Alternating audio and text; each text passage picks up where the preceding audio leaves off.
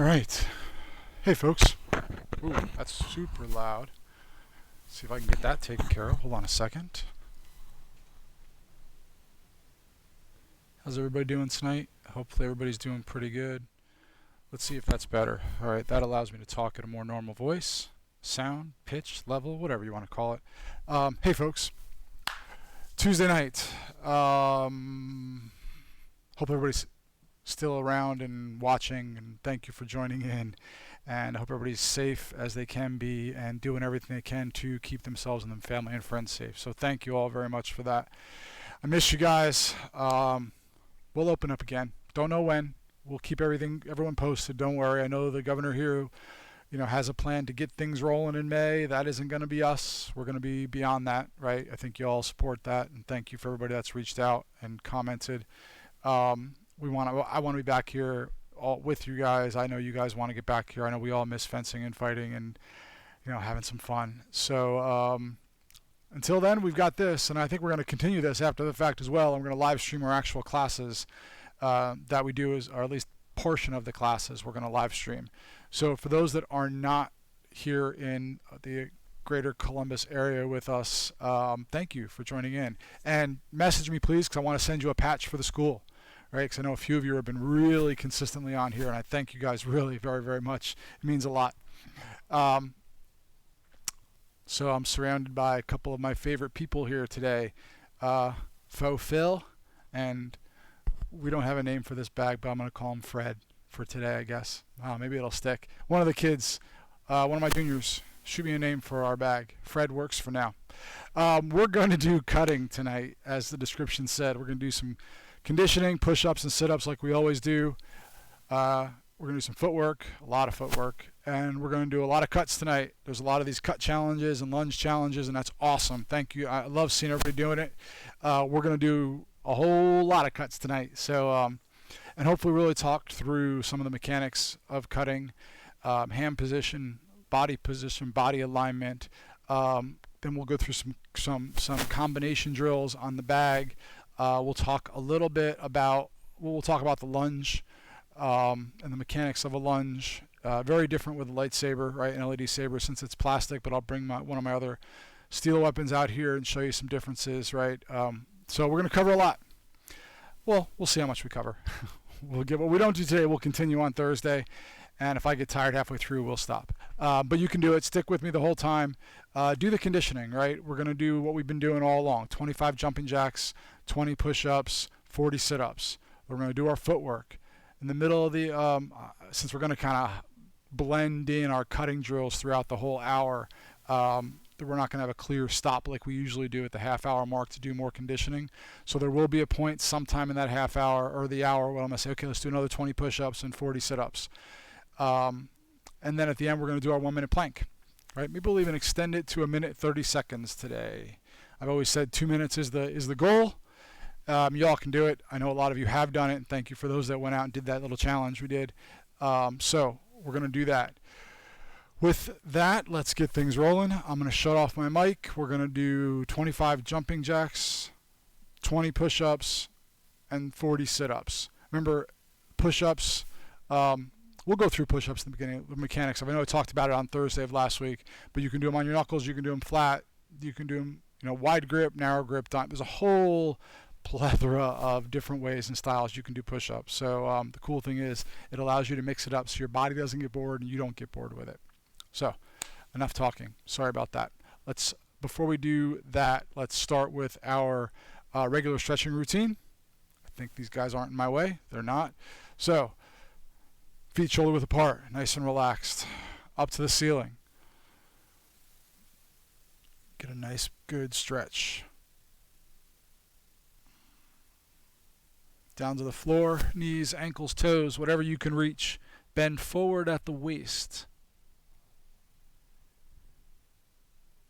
Walk it forward, position in the downward dog. So butt's up in the air, hands are under shoulders. Push your heels toward the ground to get that nice back of leg stretch. Dive down, roll up into cobra, up into plank. Keep your core nice and tight. Keep your back nice and straight. Left foot up and back. Right foot up and back. Chin to your chest, head between your arms. Stretch that upper back as well as the backs of your legs. Walk it in. Stay in a squat. Stay on your tiptoes as you roll up. Nice and slow, right? Great balance exercise. Just anytime you're standing anywhere in the kitchen, cooking, washing your hands, right? I don't care what you're doing. Get on your tiptoes. It's a great stretching opportunity, right? And a good balance workout. So roll up nice and slow. All the way to the ceiling, reaching all the way to the ceiling. And then reach all the way out to the walls. And down. All right, good job. 25 jumping jacks, your pace, and then 20 push-ups, 40 sit-ups. I'm going to shut my mic off so you don't hear me huffing and moaning and bouncing around all over the place. And go.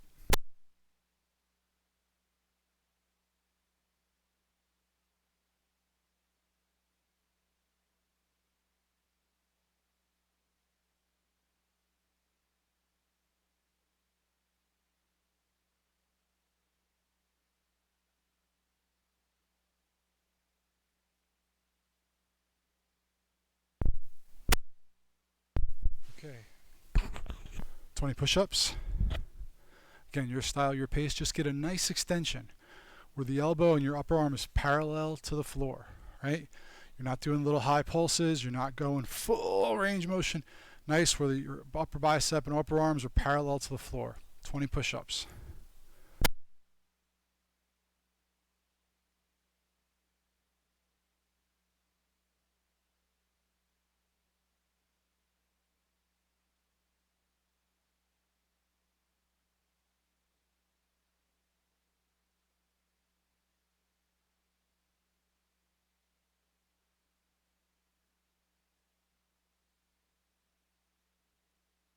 Good.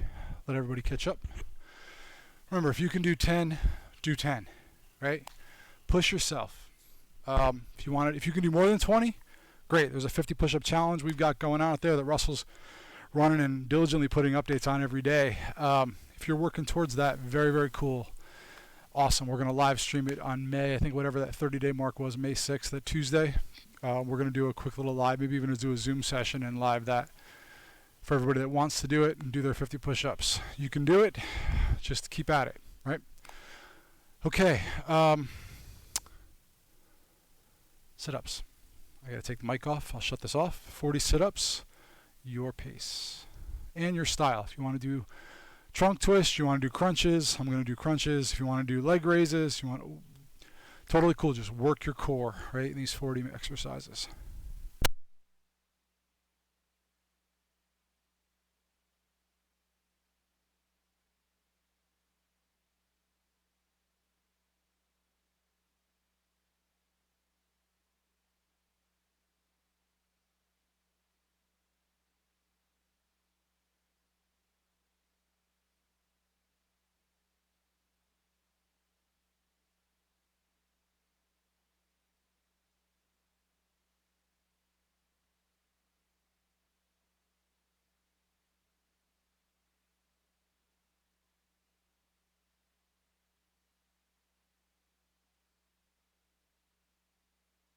How's that?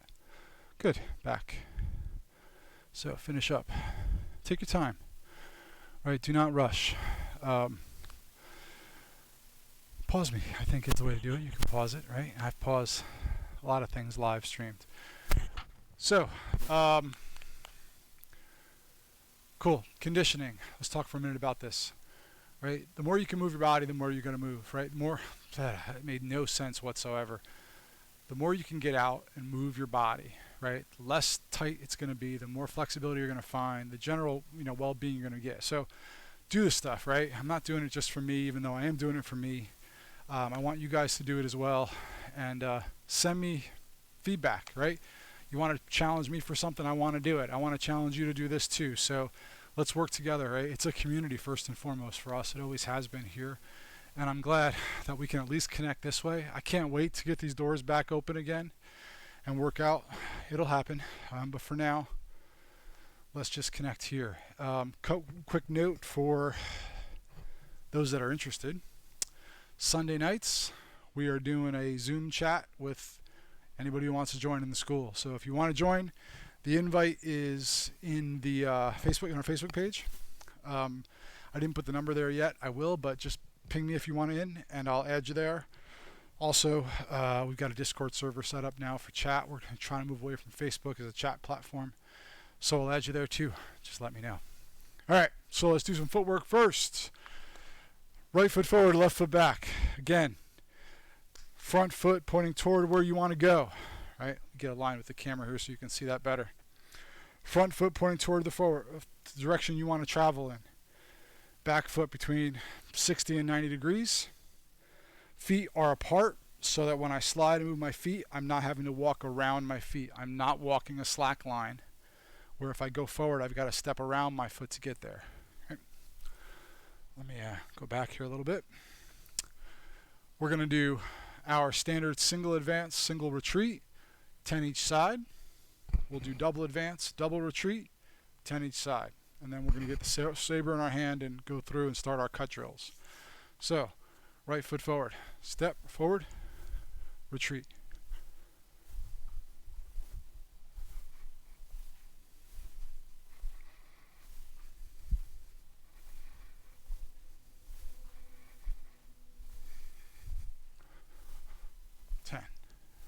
Now, a couple things.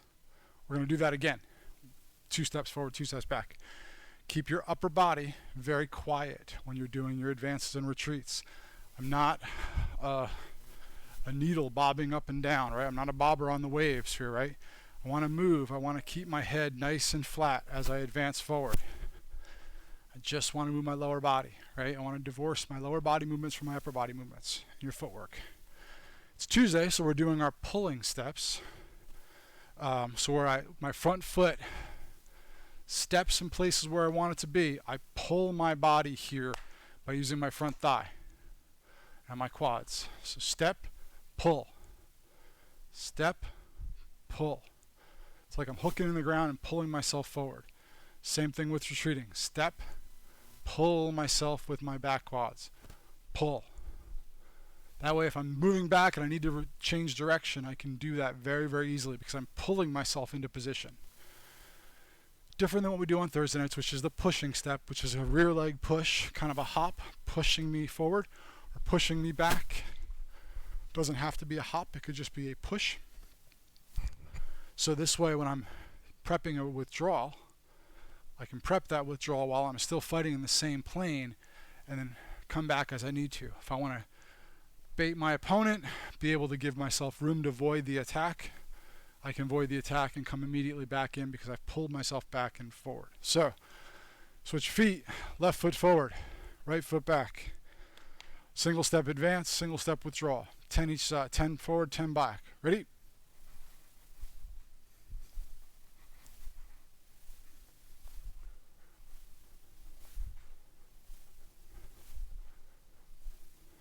Seven, 8, 9, 10.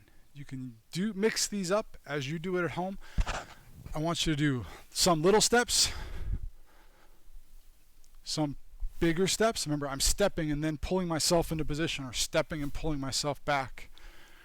I say this all the time. I can't say it enough.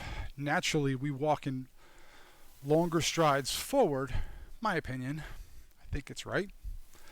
More longer strides forward than we do walking backwards, right? So my normal advancing step is going to be larger than my normal retreating step, right? That's only about 10 inches-ish, 12 inches, whereas my advancing step's a little longer than that, right? So you actually have to consciously kind of push that hip back and extend that rear retreating step a little bit farther to get the same distance. Because remember, you're going against an opponent. The reason you're withdrawing, it's not a retreat, it could be a retreat, but it's tactical, right? You're doing it for a reason. You're moving with intention. If I'm retreating, it's because my opponent is advancing at a pace that I want to stay out of their measure, or I want them to stay where I want them to be. So I've got to match their advancing steps with my withdrawals. Now, sometimes some folks, I mean, I've got short legs, right? Relatively speaking. Sometimes I'll have to take an extra cheating step back, or I have to step back and then kind of a half step beyond that. Sorry, I'm probably screaming in the mic here. Didn't mean to do that. I've got to take that extra little bit because I'm going to be against an opponent with longer legs coming at me, right? So their natural pace may be 2 steps to cover a distance. I've got to cover in 3, right? So understand and start to learn. The more you do your footwork, right? The more you do these advances and retreats, do them against the mirror. Film yourself, right? Best thing you can ever do is film yourself doing these things, because you can, as long as you don't mind watching yourself mess up. I hate it watching it, but I do, because I like to see myself make mistakes so I can try to fix them. Not always successful, but I'm trying. Always trying. That's kind of the key. Every day, just get one thing a little bit better. That's all you have to do. It'll build upon from there. So when you're doing these, film yourself. How far are you moving away? If you have a partner that you can train with, if we're still locked up and we can't get together and fight, family member, marks on the floor, anything. Have them just walk towards you in nice big steps as you're retreating away, right? It's a nice drill. There was a really cool drill. Somebody, you see the tennis, I don't know if you guys can see it, but I'll check. We have tennis balls hanging from the ceiling. Can you see them in there? Nope. All right. We have tennis balls hanging from the ceiling here. I'll bring one down later as a point drill. They are awesome point drills to work on. Distance measuring, you saw, for those in the Saber Legion, you saw Mark Carrico do some point drills, lunges against, and thrust attacks against the tennis ball. Awesome thing you can do at home. Hang it in the garage. It takes 30 seconds, and I'll show you guys how to do that later. All right. So we're up to 2 steps, double advance, double retreats. So again, right foot forward, double advance, double withdraw, 10 each side.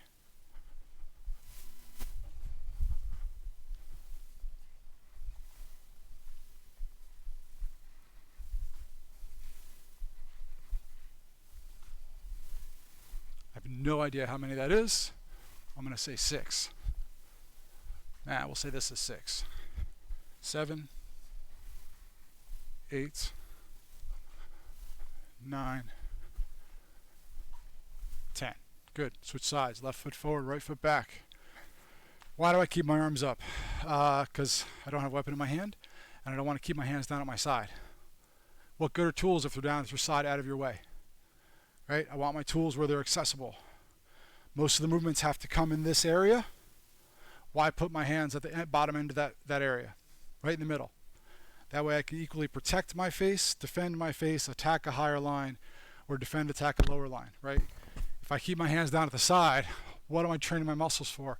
I'm training my shoulders to relax. I don't want to train my shoulders to relax. I want to train myself to be ready, right?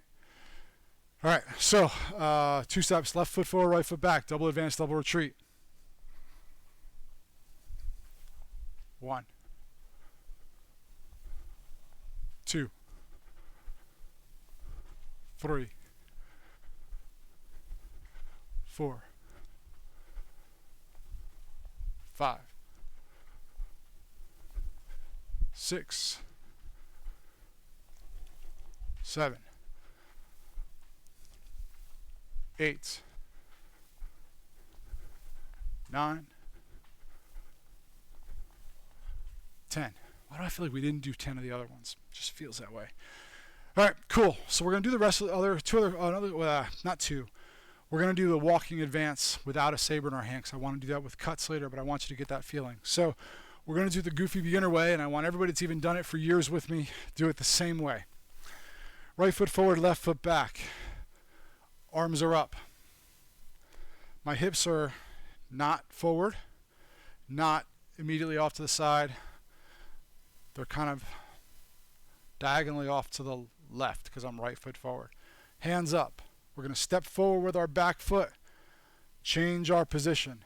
My hands should move all the way around my body, right? I want to do this. Here now. I don't want to be doing this. I'm squared up to my opponent. I'm presenting a very large target, right? I'm not in a sport practicing an art where that is a valid and acceptable and encourageable position. If you are and you do that, awesome, cool, right? Just different. Not saying one's better than the other, different applications. So I want your hips at an angle. My feet are, again, not squared up. I'm not on that slack line, right? My feet are apart. So when I step forward, and I don't want to mechanically swing the leg around, right? I want to move with efficiency. I want to move with purpose and intention. So hands up. We're going to go 2 up, 2 retreats, 10 of them. 1. 1. 2.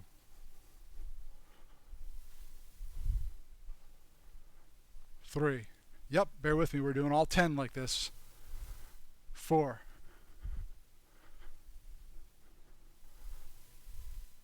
5.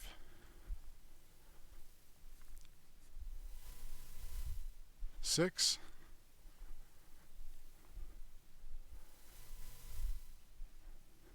7.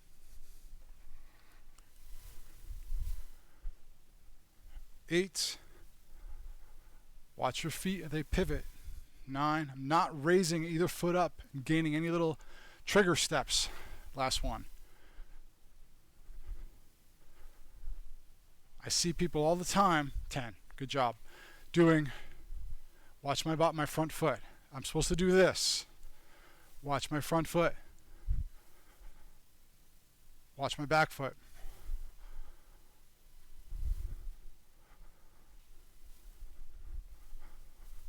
See what I'm doing? Hopefully you're seeing that. I'm putting that extra little trigger step in. It's a nervous tick a lot of people do. Not nervous, but it's a tick a lot of people do because they feel like they've got to shift weight, right? In other words, you've got to step. No, you don't.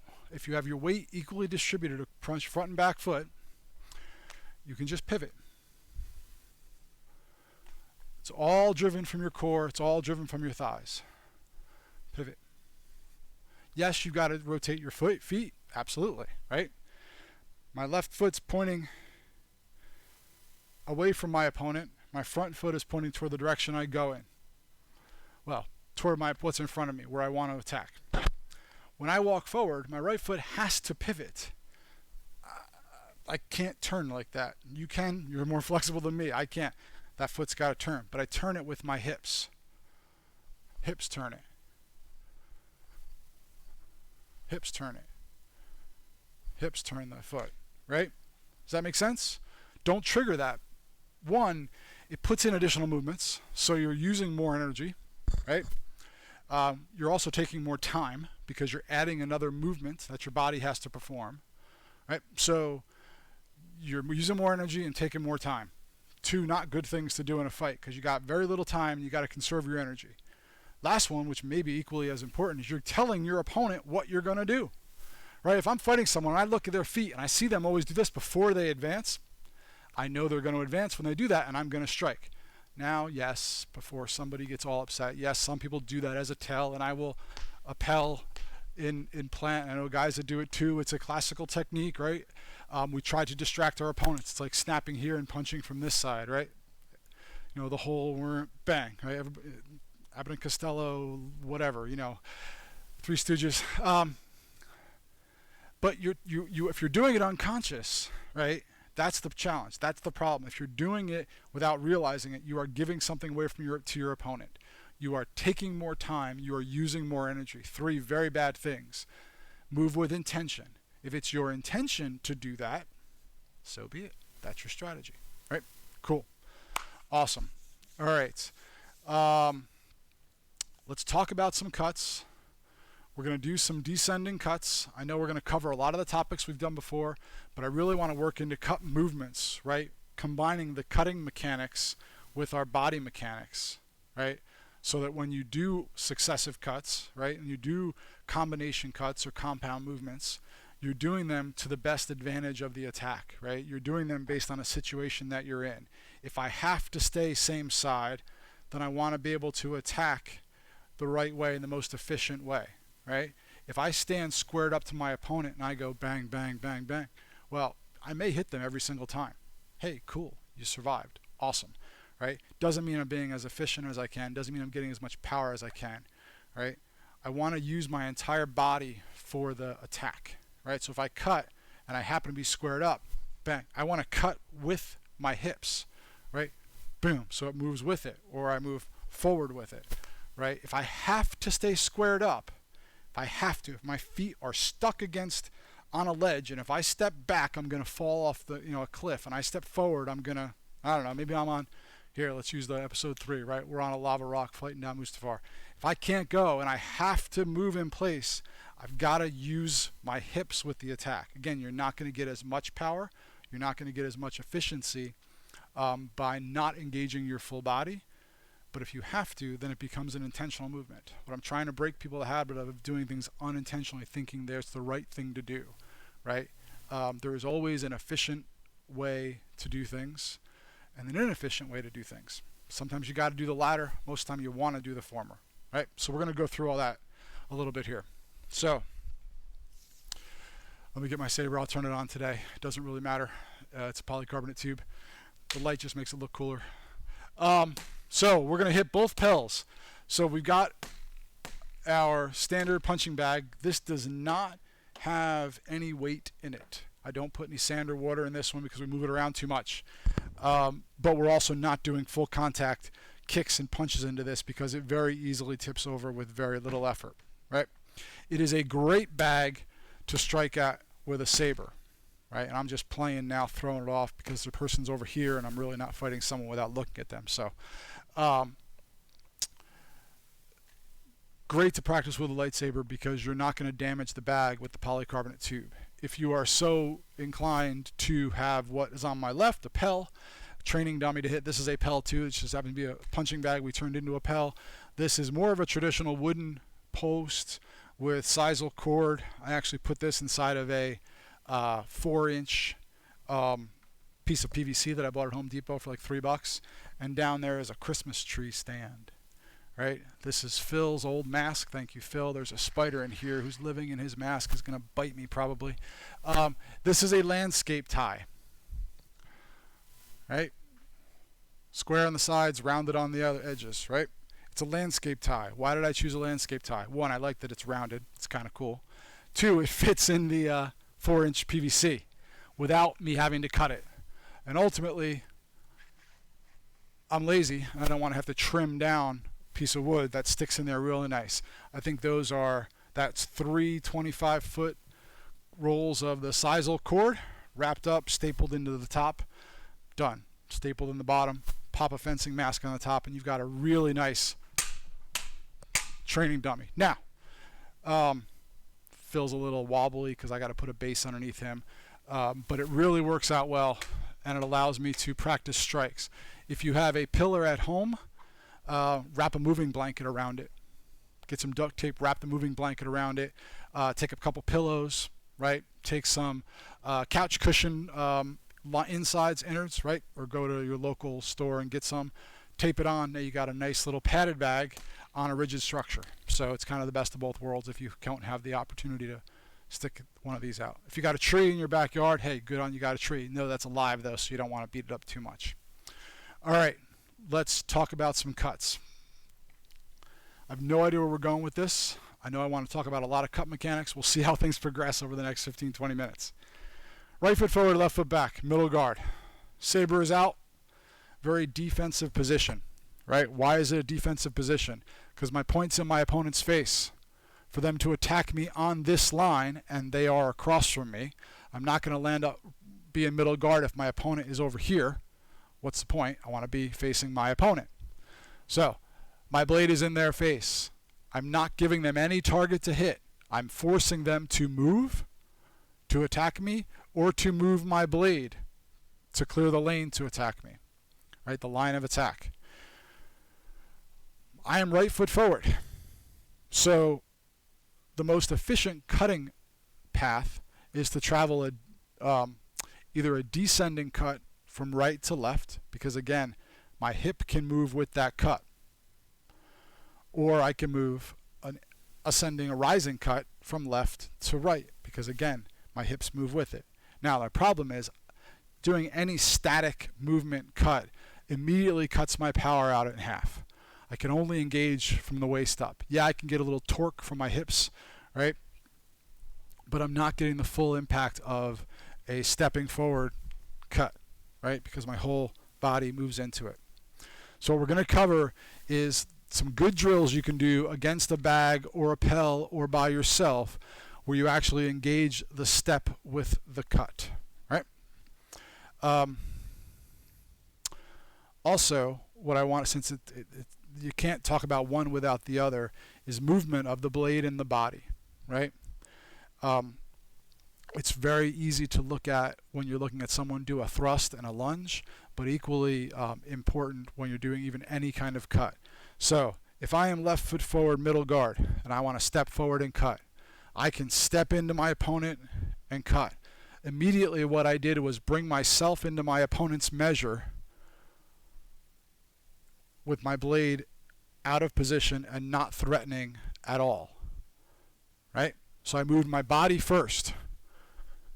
I let my body move my sword off to the side. Well, that's silly because I'm letting my body twist my blade around. It puts me in an awkward place because, again, we talk about measure. It brings me into my opponent's space without any threat from my blade. So any cut you perform, any attacking movement you perform, I don't care if it's a kick, I don't care if it's a punch, I don't care if it's an elbow strike or a sword cut or a sword thrust, right? Let the sword or the weapon pull your body forward, right? So I'll do two different cuts, one the wrong way and one the right way. This is the wrong way. Here's the right way. We'll do the right way again. I hope you can see the difference. Let me do them super, super slow.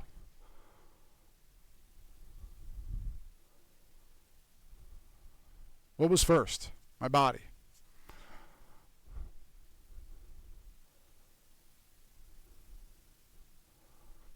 What hit first? My blade, right?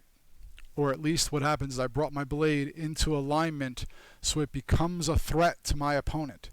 So my opponent has to see this coming and should address my blade, and my body follows. Blade first, body second was ingrained in my head by my fencing teachers. Thank you, Jared. Thank you, Maestro Ramon. And Mark and everybody else that taught me over the years.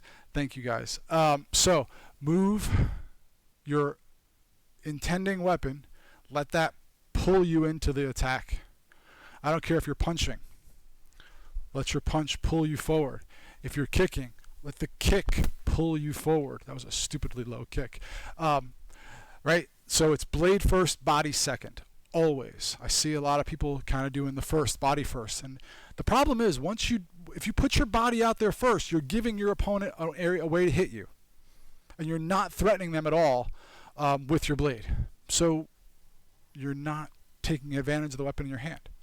All I'm saying is take advantage of what you have. Use the mechanics of the weapon to pull you in. I don't care if you're a baseball player and you're pitching, lacrosse, fishing, right, tennis, right, whatever sport you play, it applies here. And what you do here will help you improve those sports if this is your primary, like it is for me and a number of us, right?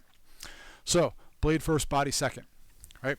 I don't care what cut or what your attack you're doing, your blade has to go first. If you can't, then we'll talk about if you can't change the sides, okay, right? We'll work through that in a minute. So let's do 5 advancing cuts, 5 retreating cuts, 5 more advancing cuts. Right foot forward, round the head, descending cuts. 1. Back around. 2. 3. 4. 5. Now backwards. 1. 2. 3. 4. 5. Forward. 1. 2. 3. 4. 5. Backwards. 1. 2. 3. 4. 5. Good. Awesome. No need to go left foot, right foot. We're starting and we're walking. As we walk forward, we're changing our stance every time, right? If you have a bag, what can you do? How do you do that cut on a bag? So I want to start Square up to the bag, right? Get into a good stance where you know you're going to hit the bag with your step, with the top 6 to 8 inches of your blade. That's all you ever want to strike with, is that top 6 to 8 inches. If you're hitting someone with anywhere else on that blade, you're too close to your opponent. Something happened and you ended up being too close to your opponent. Learn what those are, recognize it, and if your intention is to be that close, great. But why are you that close when you've got a 3-foot object weapon in your hand? Why are you that close when you're hitting with something that's 12 inches? You're not fighting with a dagger, you're fighting with a sword, right? Use the length. So anyway, right foot forward to your target, get yourself a good distance. Good. See where your back foot is? Step back to there. I want you squared up to the bag so that when I step in, I cut. Step back, cut, back. Now I'm shortcutting this because I want to do everything in place. Maybe I don't have a lot of room, right? So what am I doing? My feet are basically together, and as I step forward, the cut steps me in. Step back. And in this exercise, I'm keeping my blade in front of my body. I'm doing our elbow cuts, right? We were just doing big shoulder cuts, right? These are going to be elbow cuts for this bag. Again, if I want to do shoulder cuts, I'm going to step back even more.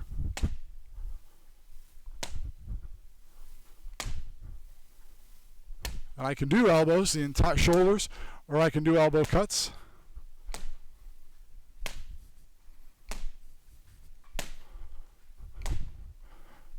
The trick is, though, every cut is a step, right?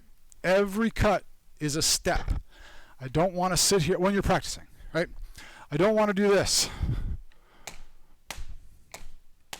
It's a great exercise to stretch your arms out. Great shoulder workout. Indian club workouts, weighted club workouts, great workout. Don't call it a structured cut, though, right? Call it a great shoulder workout, and I'm with you 100%. Calling it a structured cut, I might question that. Okay. So again, you can go tell me to go jump in a lake. I love discussions like that. Ping me. Let's talk about it, right? If you have better ways to do it, I'm all ears. Always learning, right? I'm an old dog, but I can try to learn some new tricks. So I wanted to turn this over a little bit, try to get a view on both sides. Hopefully you're seeing it from the side camera as well. So strike out. Get yourself good alignment, right? Not taking over. If I want to be able to practice deeper steps, get that structure to my opponent. Now I know that I've got to do a little bit we call a demi-lunge, a little half lunge to get into my opponent. My back leg is straight, my front leg is bent, my toes are pointing to where I'm cutting. Remember, if my toes are in, and hopefully you can see that, I'm going to cut here. I don't want to cut there, my opponent's not there, my opponent is here, right? So, depending on how, get to your position that you want your end state to be. That's your back foot you want to work back to. So now I can be squared up to my opponent. Okay? I'm going to do 10 cuts each side. If you have a wall or someplace to do, great. If you don't, rewind this later after you work something up and do it. So I'm going to do elbow cuts. So I'm going to keep my sword in front of my body. I'm actually going to start in kind of a modified shoulder guard with my sword up. I'm going to step in for the cut using my hips and my full body to attack. So I'm going to do 10 each side.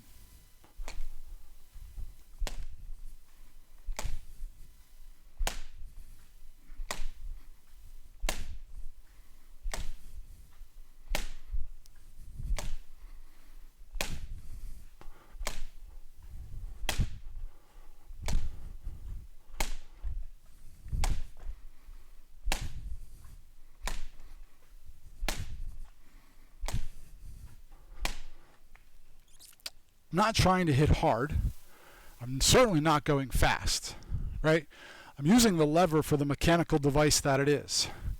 My front hand, as we've talked about, right? My front hand is not, I'm not driving the cut from side to side with my front hand. I'm driving the cut into my opponent with my front hand. Into my opponent. I'm driving the rotational energy from my left hand.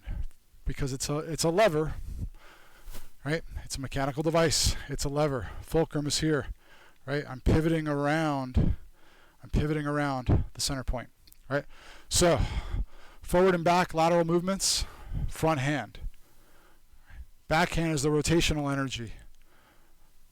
You can see my front hand really isn't moving, and I'm actually cutting to each side of my opponent. Even if I step with each cut, my front hand really isn't moving, and yet every cut, my body's on the inside of my blade. Right? So if you don't have a pill, don't have a bag, don't have a little brother or sister or kid or wife or husband or someone to hit, don't hit your family. Feet together, shoulder, you're going to step forward and cut.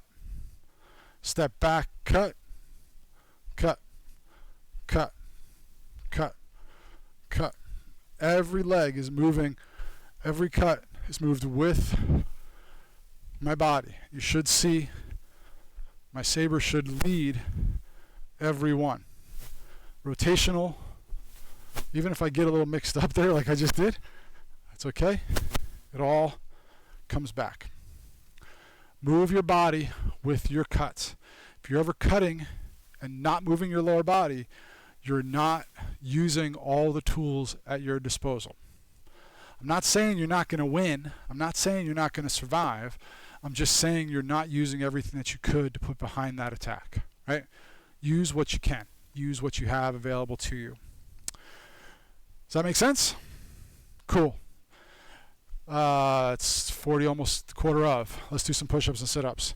So, I told you we would do it at some point. That time is now.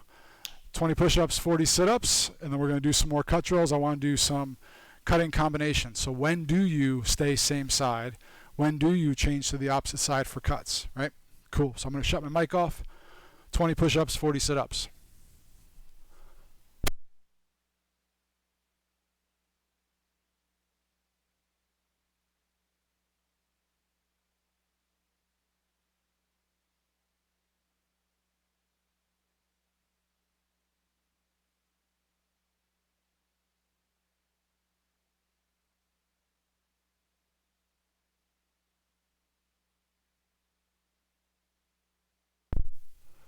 All right. Sit-ups, your pace, your count, your style. I'm going to do crunches again, just in that kind of mood today. So 40. Ready?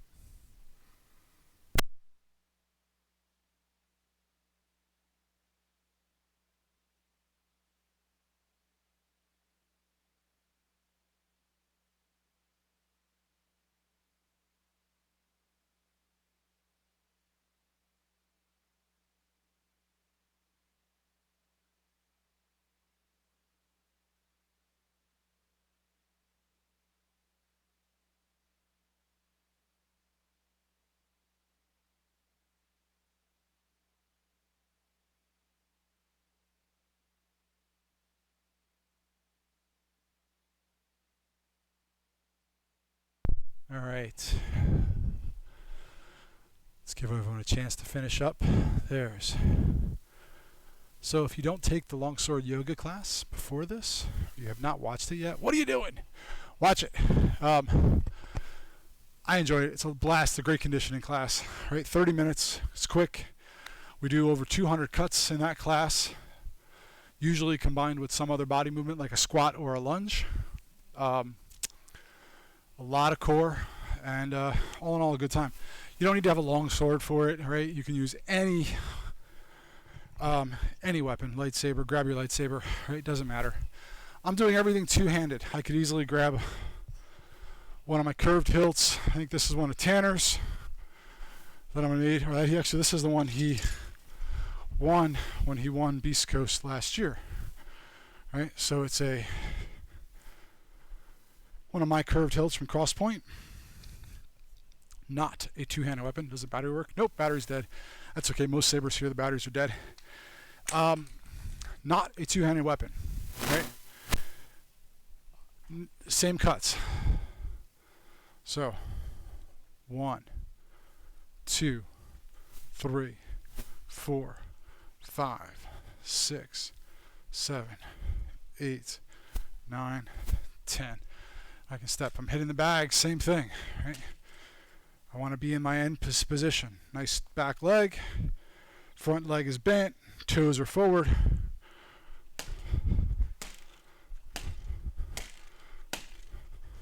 I can do shoulder cuts, or I can do wrist cuts, or I can do elbows. Same movement, right? The trick with a one-handed weapon, my opinion, my take on it is, right? It's where I have my front and back hand as the lever. With a two-handed weapon, I don't have that because I have one hand, right? Think of your pinky, think of your ring and forefinger as the fulcrum point, directional, right? I never let my pinky off of the grip, but I will bring it away from its home spot in order to get that rotational squeeze. I don't go like this and hang it and swing it back around. Yeah, there's probably a way to do that. I'm looking at the video while I'm talking to you guys, so I'll make sure I'm saying, right? I'm not letting go of it. Always keeping my rear finger, my pinky attached so I can get that rotational, right? It's still touching.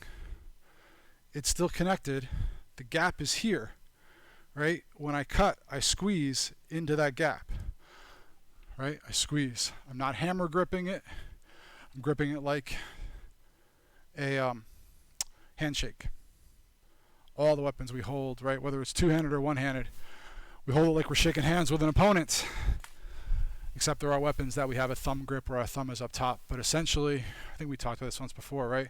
If I'm holding my sword, my saber, I'm not gripping it like a hammer, right? This is not a hammer, right? Maybe the pommel's a hammer, right? But the sword is not a hammer. I want to grip it like I'm shaking hands with my opponent, which means it's rested either in the crease here or on the outside meat of my hand, right? So either in the crease or on the outside meat of my hand. It really depends on the grip you're holding. You want to do the Italian thumb grip, right? It's on the meat of my palm, the outside meat of the palm, not here. If I'm doing, doesn't matter what hand it is, it's still a handshake grip, right? Not a nice and simple. Both sides, right? Where's that? There's in the mountain camera, right? Right here. I hope that makes sense, right? Gripping the sword is everything. If you don't have a good grip, you're not going to get a good cut mechanics. So grab it right, move your sword first, body second. Every time you move, doesn't matter if it's one-handed or two-handed, right? Every time you move your body with the cut. Move your body with the cut. I can do high cuts, move my body with the cut. That's what we'll do here. So the high line attacks, Germans call it a Zwerg. I'm going to say it wrong. Rocky can correct me. Sorry, Rock. All right. So, again, where do I want to contact? Now, I'm connecting with my opponent in this. My arms can be out a little bit. My arms can be in. But I just want to position myself to the bag where my opponent is going to be, right, with that top third.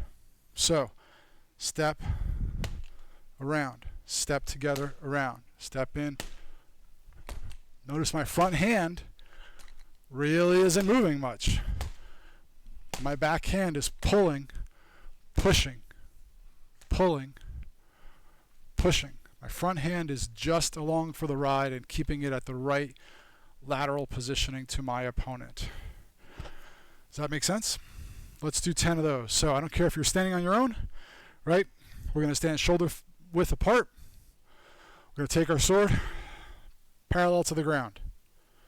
I'm going to strike, but I'm not just going to move and rotate at the waist. Because again, what's the problem here? I'm only getting half of my body engaged in the cut. And I'm not moving off the line of attack, am I? So I'm striking someone here, my entire body is still there. So I'm wide open target, presenting the biggest target I can present to my opponent. Just waiting to get rolled over by the person that decides to rush in, right? So the drill is this. I'm going to step off to the side when I attack. Feet in, strike. Now, two schools of thought. One, I close the step completely. So I step out, close the line of attack, which means I've opened up the lane for that bull just to ride right by, right? Second, I step to the triangle. The middle point between my feet, that gives me a triangle step. I think every martial art in existence uses this triangle step because it presents an incredibly solid base. It also allows me to be here and then transition to the opposite side much quicker. If I close my step and I kind of make a box step, then to get over to that other box, I've got to step, step. I've made a box. Can you see that difference? Step, step, step, step versus step, step, step, step. Quicker, more efficient, allows me to get from one side to the other side of my opponent rather quickly. It doesn't fully take me off the line of attack though, so there's a pro and a con with everything. Whereas a square step takes me off the line of attack, but it doesn't always give me the opportunity to go to the other side. Now, we just talked about, I got fighting against a bull in a china shop. They're coming running straight through. I don't want to get to that side, I want to get past them. So I don't need to worry about going one side to the other quickly. I can just let them ride through and whack them as they come by, potentially, right? So, we're going to do the triangle step. So feet a little wider than shoulder width apart. Saber in your hand. We're going to do 10, we're going to do 15. Back and forth counts as one. So you can do 30 cuts all together. So saber's up. I'm going to step back with every cut. So that's one. Let's go back. Ready? Go. 1, 2, 3, 4, 5, 6, 7, 8, 9, 10, 11, 12, 13, 14, 15. Good. Now switch your hands. Left hand on top. Probably not everybody switches hands and fights lefty. Work both sides of it. You know, get used to doing left-handed as well. You never know when you have to. You want to be able to do something. Shoulder width apart. Hands parallel. 1, 2, 3, 4, 5, 6, 7, 8, 9, 10, 11, 12, 13, 14, 15, 15. Yeah, 15. Okay. So what do I want to get out of all this?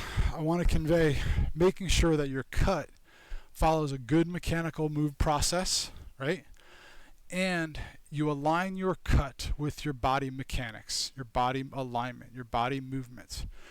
That means I use every part of my body that's at my disposal when I throw my cut. I don't sit there and go, because cutting to this left side without moving and engaging, sometimes I want to. Again, I'm differentiating between intentional movements and unintentional movements. I'm training, and we want our muscle memory to be proper form, proper mechanics, right? Yes, I can choose to throw a false attack high, come in same side and attack low. I can choose a false attack with my right foot forward because I know I want my strong attack to be from right to left. False strike because I'm setting up my primary attack. Now, if I happen to connect with this because they're walking into it, great, right? But again, I'm not throwing a primary attack without stepping into that attack area. I hope that makes sense. And if you have a different way of thinking, ping me, let's chat, right? Again, totally into it. Make a video, put it up there, I'll watch it. Cool. All right, let's talk about thrusting and lunging. Maybe I'll get one of these balls down. Which one do I want to get down? Let's move. Fred? Did we call this Fred? I think we did. And that's why we don't. There we go. So now you're seeing a tennis ball fly down. This is a tennis ball with a little tiny eye hook on the end that I just tied some rope and taped it up. That's all it is. And I've got a magnet, one of those hook magnets, little white hook magnets you get in the box of 4, stuck it up to an I-beam, which I think we all probably have in our home somewhere in our basement or in our garage, right? If you don't have that, screw in a coat hook on the ceiling and loop this string around it. You're not here to bash the hell out of the tennis ball, excuse my language, because brick not hit back. get that reference, I'll give you $1. You're not trying to bash, you're trying to practice control and focus, right? So if I'm here and I want to lunge into my attacker, I want to be able to control where my point goes into my opponent. Now, I talked about lightsabers and lunging and thrust with a lightsaber, right? These don't bend, not very easily, especially not in a lateral movement. They certainly bend when we strike, and they'll whip around. We all know that, right? But these don't bend with a thrust, right? The penetration that we get with a longsword or a military saber or a rapier. Why am I screaming? I'm still the mic on my face. Rock, I'm using your longsword for half a second. Sorry, let me get back in camera. So, longsword, right? It bends with a thrust. I know how much penetration by the arc of the bend, right? I can judge a solid thrust by getting that 3 inches of bend and arc in it. Is my leg showing it? Right? That means I'm thrusting into my opponent at least 2 to 3 inches with that arc, and I'm drawing more of a lethal wound, right? So there is a method to why little flicky touches are not called in classical fencing and historical European fencing, because they were not penetrating. They weren't even probably getting through some of the armor that opponent had, whether it's leather, chain, or plate, right? But especially in the classical side, a little scratch may hurt, right? But it certainly isn't going to end the duel or end the fight. These don't bend, right? I don't really teach thrusting here. You guys know that until somebody's super comfortable with their control, till I or my guys see that, you know, they have control. And once you have control, we'll start to work in thrusting. It's too easy to stick your point out and put it, because there's no effort and there's no skill involved in going, oh, and sticking it out as someone's running and letting them run into it. Because all you're going to potentially do is harm your opponent. And we don't want to harm our partners, because I want to train with them tomorrow. So if I harm them, they're not going to want to fight with me tomorrow or not be able to fight with me tomorrow. So I want to learn control. I want to learn point control. Tennis ball, hanging are great things for point control. I can sit here, take good measure away from my opponent, lunge distance, okay? So what is a proper lunge? There's a demi-lunge, a half lunge, and a full lunge. It really depends on your body mechanics, how old you are, what you can move, how comfortable you are, right? A full lunge is going to be a nice, deep movement where my knee is over my instep, right? There's a lot of schools of thought on whether that's right or not. That's what I've always taught. That's what I do. I don't want to overextend my knee beyond my instep. I want nice alignment. So this, for me, is a deep lunge. It's been a long time, right? I used to be able to get a little longer in lunge. My back leg is straight. My back heel is down. My back heel is down. I am not rolled forward. I'm not on my toes, right? Because the power comes from the ground through your heel, through your leg, through your back, out your arm to your tip, to your blade, right? When I start to remove that connection point and start to raise my heel up, right? I start to lose that and I start to get this. The minute I get this, my whole balance and my whole energy is not directed toward my opponent. It's sinking into the ground, right? So the good mechanics of a lunge, just to do the lunge, right? We're in guard, step. Now, the reason fencers throw their arm back is it's a counterbalance. Pull my arm up, I curl it back in place. The power and the push comes from my heel, not from the ball of my foot. I'm not lunging forward on the ball of my foot. I'm lunging forward from my heel, right? Because I want mechanical, skeletal, and structural alignment from the ground out. So it's our push step. It's the pushing step. It's not a pulling step. So I'm pushing from my heel. I'm not raising my heel up and pushing from my instep. Wrong. Don't do that. Heel. Right? If I try to practice this, so get in guard, right? Step out in a lunge. Keep your hands dangling. Try to recover. Okay. You kind of have to, I kind of have to think about it, right? I want to be able to now go out, put your arm back, bend your elbow in as you step back, pull yourself back. You should feel an incredible difference and a much easier way of recovering to guard. So we lunge forward, we recover back. I don't ever want to lunge and recover in, because what I'm doing is, unless I keep the threat to my opponent, the minute I drop my guard, I'm still putting myself in the measure of my opponent's space. So I want to lunge forward, recover back. So with my blade, and again, you guys know I teach a two-handed style, right? So two-handed style is a little different with a lunge, but if I do lunge out and recover, I always want to recover back to a guard, right? I always want to recover back to a middle guard so I can parry any counterattacks the opponent might throw. So I parry. Yes, can I fight from here? Sure, but I got to know, maybe I'm just counterattacking, redoubling my attack, right? So it's from middle guard, lunge, recover, lunge, recover. And again, blade first, body second, recover. Blade first, body second. Hang yourself up, get your distance. If you hit it right, it'll swing back to where your blade is. Middle guard. Even if you just tip it, it does too. Right. So, one more time.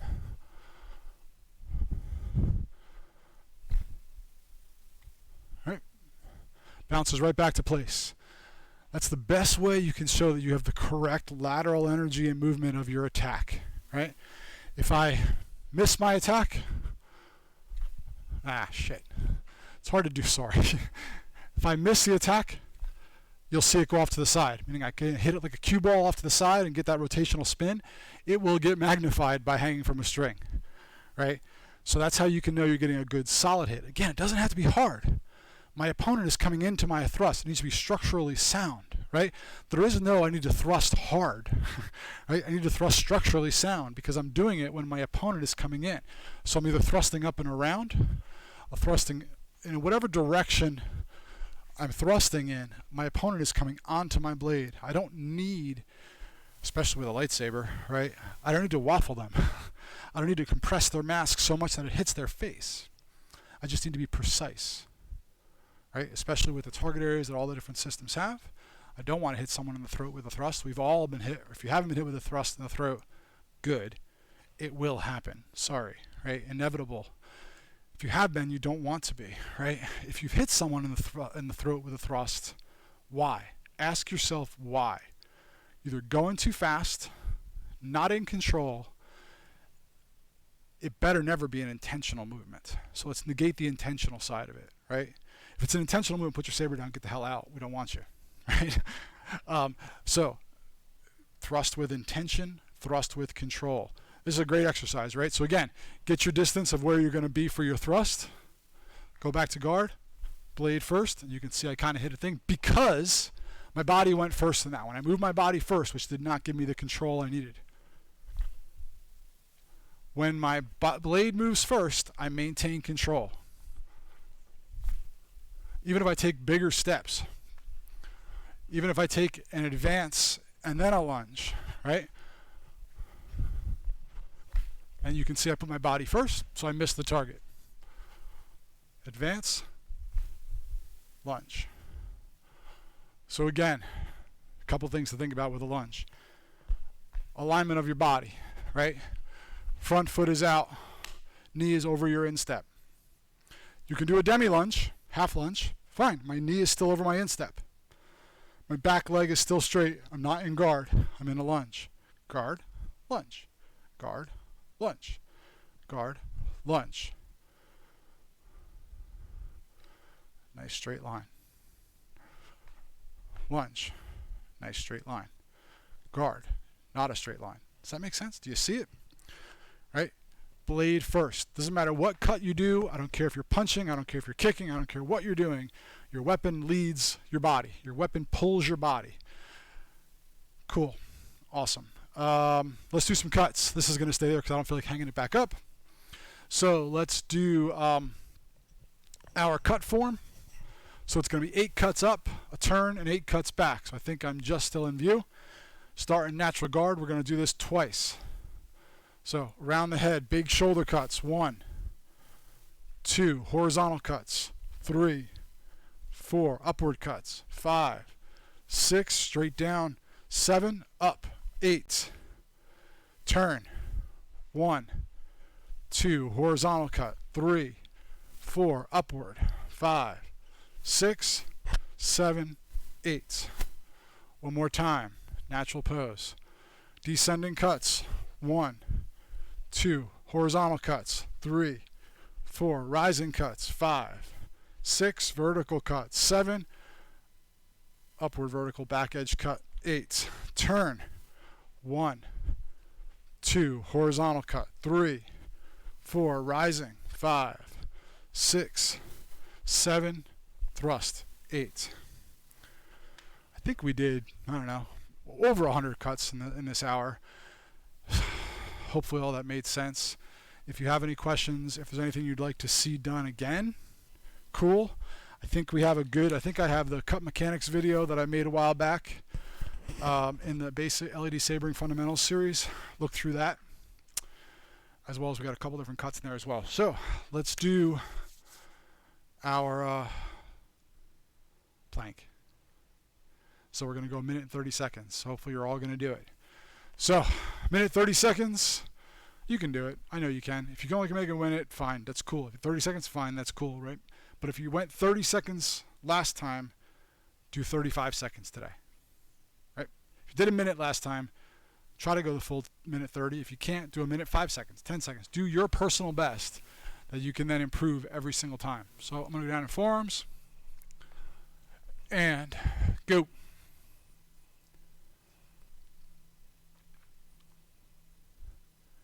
So do me a favor, forward our YouTube channel to all your friends and your family. Just pop it on Facebook, hit forward, tag the school. That way we can see it. We can get some additional work in that algorithm going.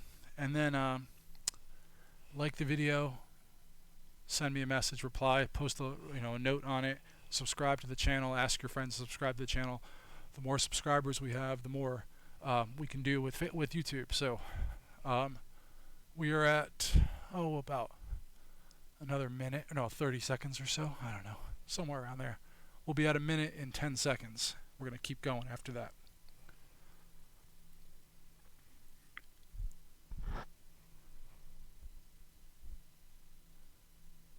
Three, 2, 1. That's a minute. Let's go another 30 seconds. Come on, you can do it. I know you can.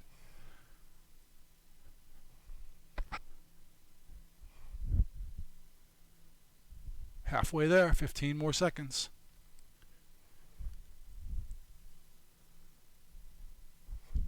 Keep that core nice and tight. Don't drop your hips. Don't raise your butt up in the air. And 5 more seconds. 5, 4, 3, 2. No, that's Tony's thing. 1. Good. Minute 30. You did it. Or you went as far as you can go, so that's good. So congratulations. That's class. Hopefully that was good. I know we did well over 100 cuts, so hey, if you did the class, you met your 100 cut challenge. Practice your forms, practice your footwork. Make yourself a quick little training pal. If not, remember, cut with mechanical precision, alignment, and intention. Right? Every attack you throw, you should mean to throw that attack. It might not land where you want because your opponent is engaged in this process too. But your intentional attacks, right? Your intentional attacks should be as efficient as they can be, with as much structural integrity to them as possible, which means engaging your entire body in the cut.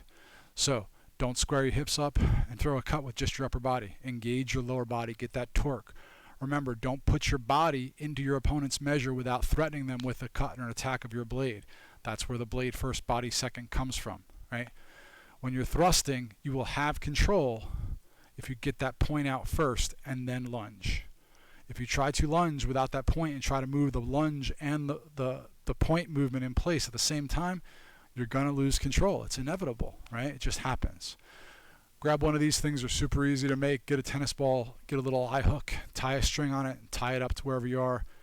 It's not a power hitting tool. This isn't a swing for the fences, how hard can I hit, right? It's not that. It is a precision practicing tool, right? We have guys here, Ian can sit here and just dunk, dunk with his rapier nonstop. Boom, boom, just poke, poke, poke for ages, right? It's a great tool. It's a great use for that. So enough talking. Sorry about that. Thanks everybody for joining in. It's Tuesday night. I appreciate everybody being here or watching the video. If you have any ideas or thoughts about what you want to do next, and we are going to do some two weapon discussions later this week, maybe even next week. If I want to do something else this week, we'll see. But shoot me some ideas and notes, and we'll go from there. All right. Stay safe. Stay in contact. Right. Reach out if you need to. Don't feel like you're alone. You're not. Right. You're not. So thank you all very much, and have a good night.